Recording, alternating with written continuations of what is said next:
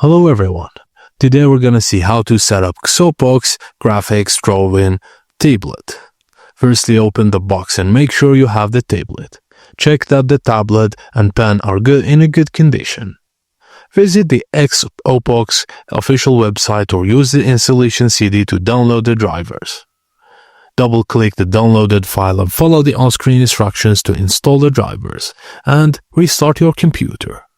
Plug in the USB cable into the drawing tablet and connect the other end to an available USB port on your computer.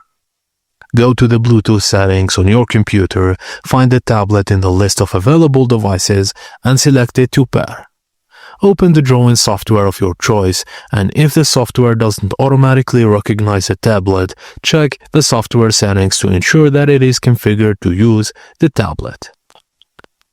Most graphic tablets will need to be calibrated to match the pen's input to the screen. Open the tablet settings and follow the on-screen instructions to calibrate the pen for precise drawing. Now, open your drawing software and try using the pen to draw on the tablet. You should see the strokes appearing on your computer screen as you draw. You are now ready to use it for digital art, design, or any creative project. And that's it, guys. Thank you for watching, and please don't forget to like and subscribe for more.